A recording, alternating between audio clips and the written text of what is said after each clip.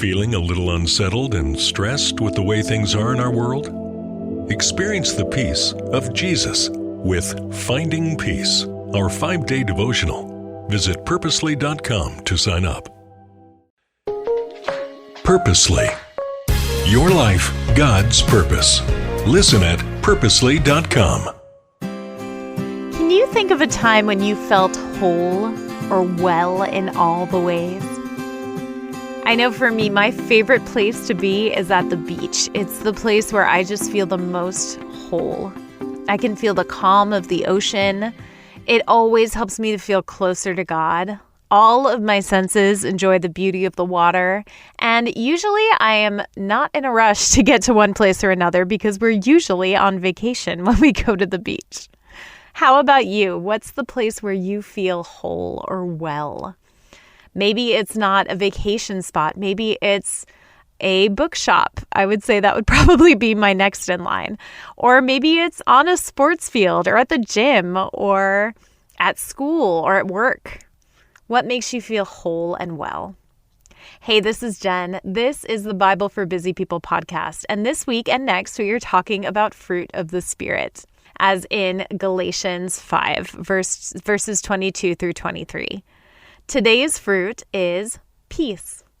And eiréné is the word used for peace in the New Testament. Now, if you're like me, you may have held or hold the belief that peace means an absence of fighting. It just means everybody getting along, it means following the status quo and not rocking the boat in any way.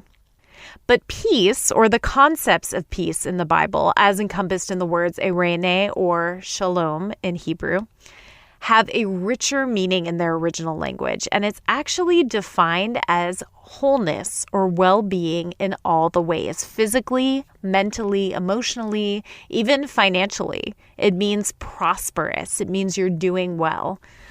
If you were to express to someone, I hope that you're experiencing eiréné or shalom, it would mean, I hope that you are prospering. I hope you're doing well. Eiréné also includes a concept of peace with God, a spiritual prosperity, which we know comes through Christ.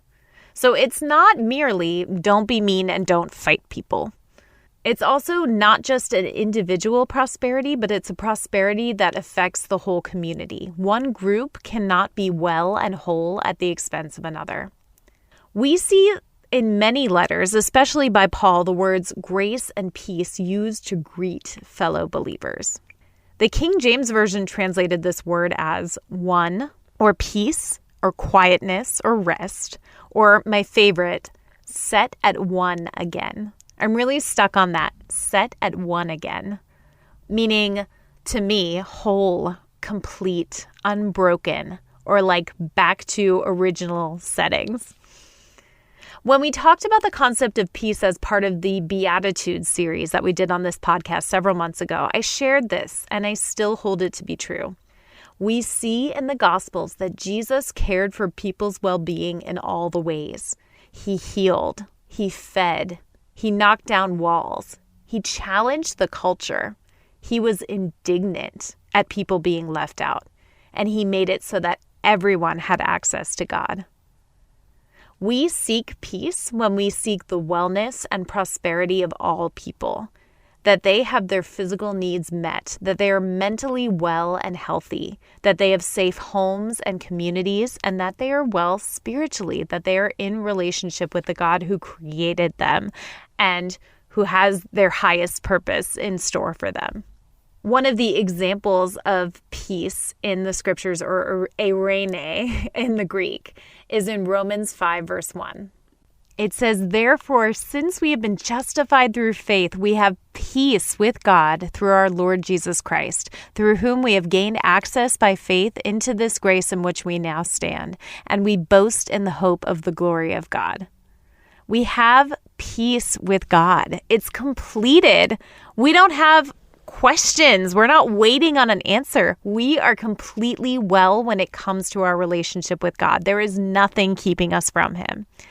And we're waiting on the day when God brings us into full peace, full restoration, where we have none of the worries that are here on this earth. I also think about when it comes to peace, or the word eiréné used in the New Testament, I think about 2 Corinthians 13, verse 11. It says, "Finally, brothers and sisters, rejoice, strive for full restoration, encourage one another, be of one mind, live in peace, and the God of love and peace will be with you." In Matthew 5, verse 9, it says, "Blessed are the peacemakers, for they will be called children of God." Again, we did a series on the Beatitudes, and this verse is just one of those striking upside-down kingdom kind of promises from Jesus here, saying that the peacemakers, it's not people who go to war or the people who have control or the most power. It's the peacemakers who will be called children of God. In James 3, verse 17 through 18, it says, "But the wisdom that comes from heaven is first of all pure, then peace-loving, considerate, submissive, full of mercy and good fruit, impartial and sincere. Peacemakers who sow in peace reap a harvest of righteousness." I cannot look at any of these scriptures on the fruits of the Spirit without thinking about the fact that they are not about self-indulgence. They are not about selfishness or self-seeking. It is about loving and serving and taking care of others, because we are so loved and taken care of by God. Peacemaking is a way of life. Peace is not just not fighting. It is actively working towards wellness, unity, and prosperity for all people. And if we haven't found that yet, which we won't this side of heaven, all things have not been restored. We are living in a fallen world. We are hurting people who hurt one another.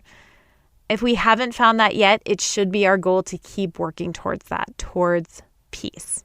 So I'll leave you with this question today. How is your peacemaking work going?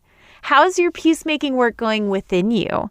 How's it going in your family, in breaking generational curses?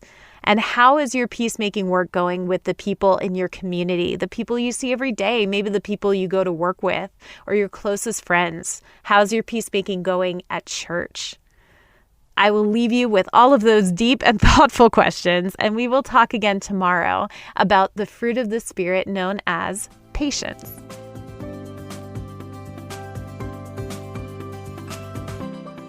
I just want to take a minute to thank our sponsor, Cannon Beach Conference Center.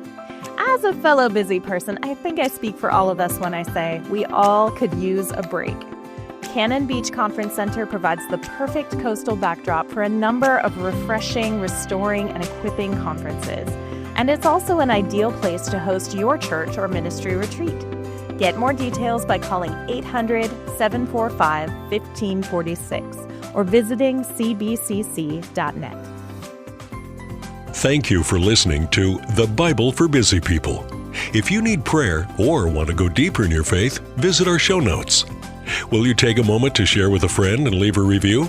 It helps the Bible get into even more people's minds and hearts. Find more podcasts that will recharge you at purposely.com.